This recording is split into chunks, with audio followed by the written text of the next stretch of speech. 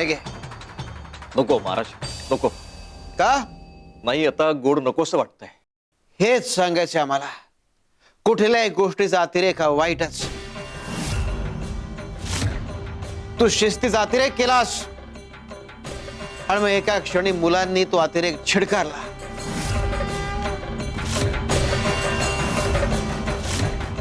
मुलांना शिस्त लावावी, पण कुठल्याही गोष्टीचा अतिरेक हा वाईटच. आणि तू नेमकं तेच केलंस. साधू महाराज तुम्ही काय सांगू पाहताय मला खरंच कळत नाहीये. मला सांगा ना माझं काय चुकलंय.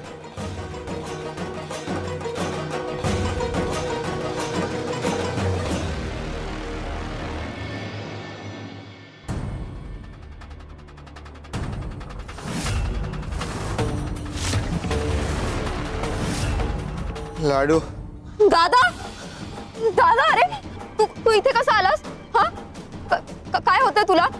दादा डोळे उघड. दादा बोल काहीतरी. इथे कसा आलास तू? काही झालंय का तुला? कोणी काही केलंय का?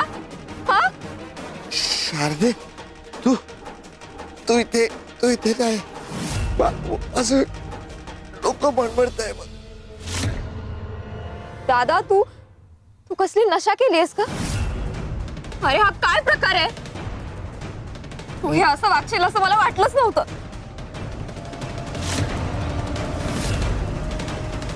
काय होतंय माझं? काय होतंय दादा?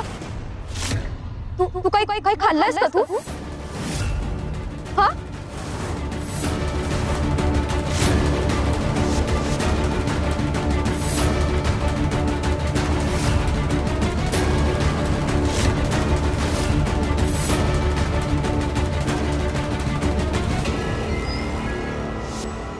या लाडू काही होतं का?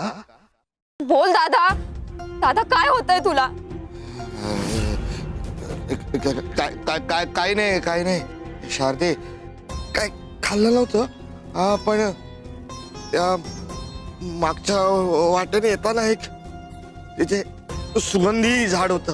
हा ते सुगंधी खूप खूप विचित्र असा सुगंध येत होता त्या झाडातून. त्यामुळे कदाचित त्यामुळेच मला. साधू महाराज म्हणाले दादा वाट चुकला. म्हणजे नेमकं काय सांगायचं होतं त्यांना? हा सुगंध, ही घेरी, हा खरंच योगायोग आहे. ही वेळ मारून नेण्यासाठी दादाने नुसतं कारण सांगितलंय मला. बरं तू तू आधी घरी चल. बाबांनी तुला बघायच्या आधी आपण घरी पोहोचलं पाहिजे. सावकाश. उठ उठ दादा. चल सावकाश.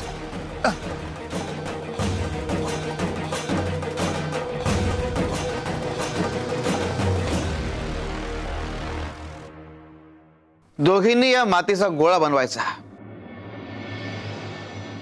सम प्रमाणात करा सुरुवात.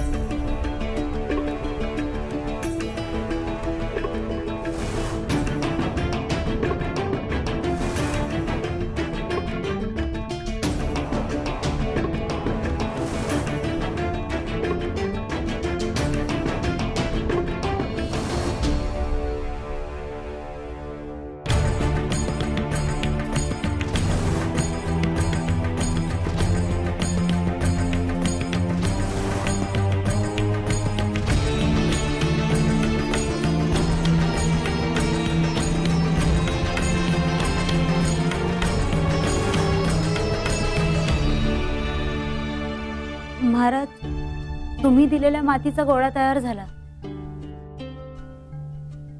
पण सासूबाईंना दिलेल्या मातीचं असं का झालं? काय रे, काय चुकलं यांचा? महाराज मला काहीच कळत नाही. पण दोघींनी पाणी समसमान टाकले. म्हणजे हिचा गोळा सावरतोय आणि हिचा गोळा ढासळतोय. मला काहीच कळत नाही स्वामी. तुझ्या बघण्याचा दृष्टिकोन चुकला. नीट बघ, दोघींची माती वेगळी आहे. तेव्हा ह्या मातीला लागणारा पाण्याचं प्रमाणही वेगळं आहे. सगळ्यांना एकच नियम लागू होत नाही. अरे याचप्रमाणे तुझी दोन मुलंही वेगळी. शारदा वेगळी, नरेश वेगळा.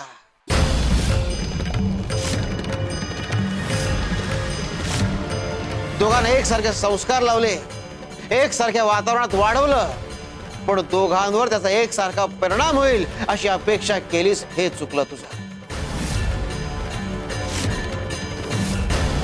तू केलेले संस्कार आणि त्या संस्कारांचा परिणाम त्या मुलांवर कसा होतोय हे तू वेळोवेळी तपासायला हवं होतास. त्याची संगत चुकतीये का हे पाहायला हवं होतास. साधू महाराज, आमच्या नरेशवर काही वेगळा परिणाम झालाय का? तो काही चुकीच्या मार्गाला गेलाय का? आई वडील आहात ना, तुम्हाला कळायला हवं.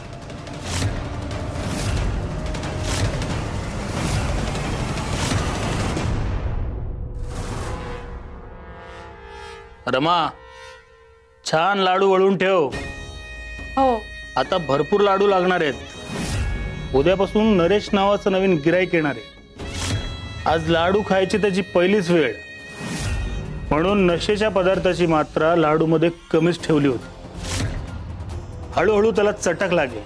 चटक लागली मग आपण हळूहळू नशेच्या पदार्थाची मात्रा वाढवू.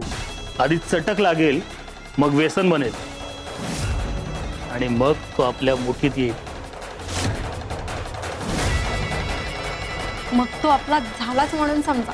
हो, आता लवकर लाडू वळ. उद्याचं काम मोठं आहे.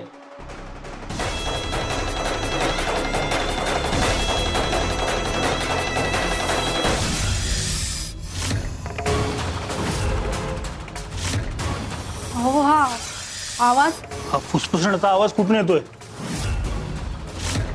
अहो, तो साप पुन्हा तर नाही ना आला? नाही, तो साप केव्हाच घरातून निघून गेलाय.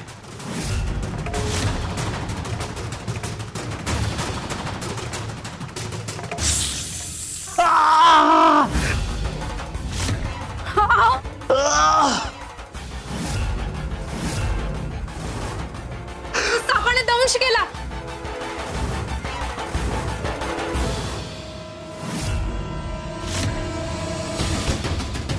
कोणी आहे का तिकडे? आहो आहो, उठा ना, मी हात जोडते, पण आमच्या मदतीला या ना. बजावलं होतं.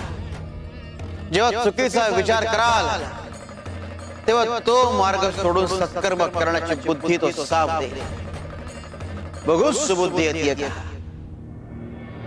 अलख निरंजन.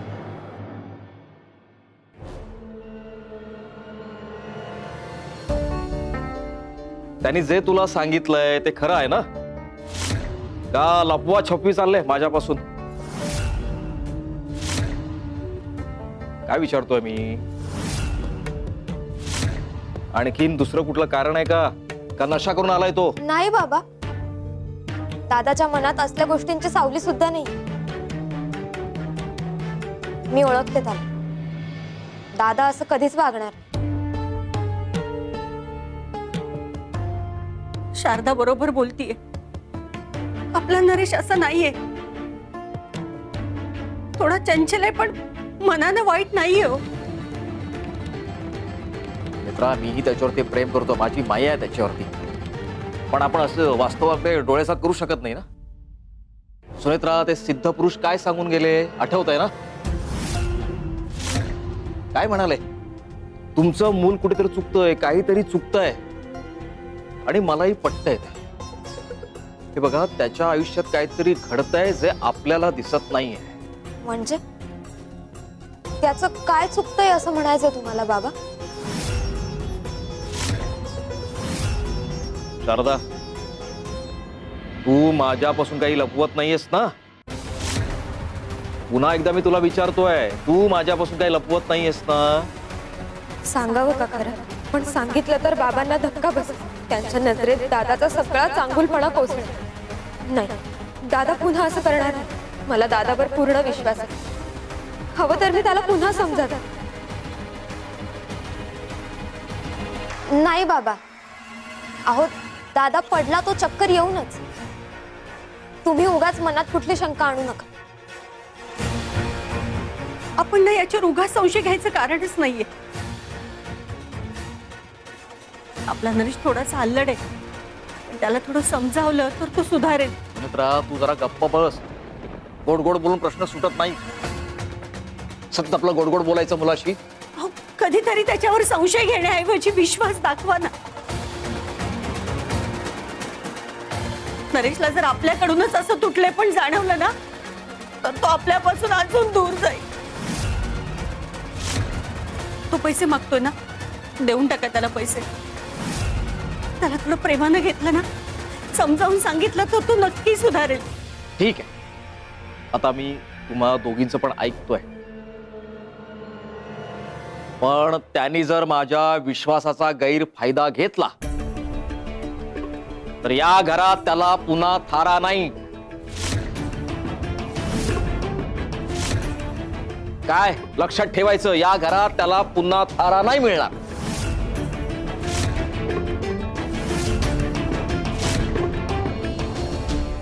माणसाचं सर्वात जास्त नुकसान कशामुळे होतं तर स्वतःवरच्या आंधळ्या प्रेमामुळे.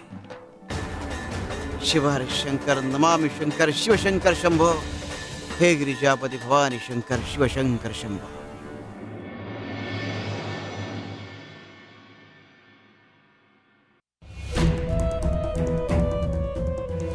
बाबा नदीवर स्नानासाठी गेले. आई शारदा राधिका कामात व्यस्त आहेत. हीच ती संधी आहे. या संधीचं आता मला सोनं करायचंय.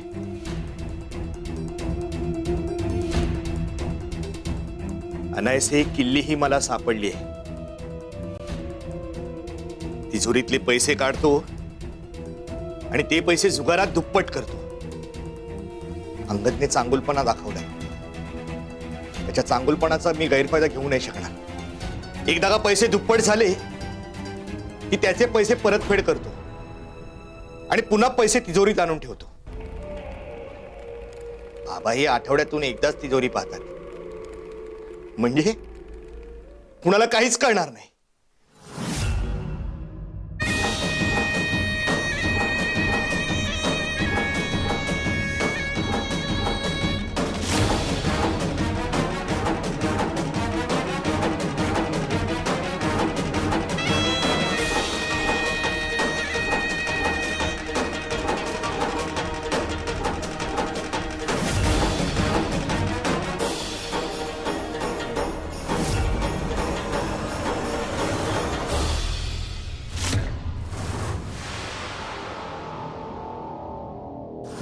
नरेश, नरेश काय करतोयस तू? स्वतःच्याच घरात चोरी करतोयस? लाज वाटते का तुला? बाबा मी चोरी करत नाहीये, पैसे बघतोय. पैसे बघतोयस? सुनेत्रा, शारदा, राधिका, या इकडे, या इकडे.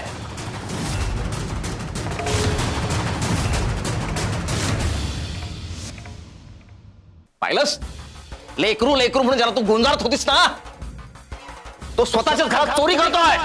बघ बघ स्वतःच्या डोळ्याने.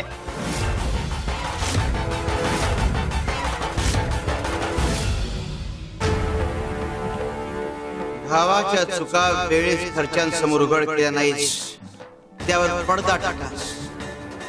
शारदा, आता सगळं चुकतच जाणार. बघ राधिका, तुझा नवरा काय करतोय? चोरी करतोय, चोरी. स्वतःच्या घरात पैसे बघण्याला चोरी म्हणत नाही. पण स्वतःच्या बापाला न विचारता पैसे घेणं याला चोरीच म्हणतात. दादा, तू स्वतःच्याच घरात चोरी करत होतास? या या आता सगळे मिळून माझ्याच घरात मला चोर ठरवा. ऐकलंस? ऐकलंस का सुनेत्रा? हा, काय म्हणतोय तुझा लेकरू? माझं घर, माझं घर. वा, छान. आता या घरात माझं तुझं व्हायला लागलेलं आहे. हा, छान मुक्ताफळ उधळतोयस तू रे. मला आत्ता कळतंय ते सिद्ध पुरुष काय सांगू पाहत होते मला.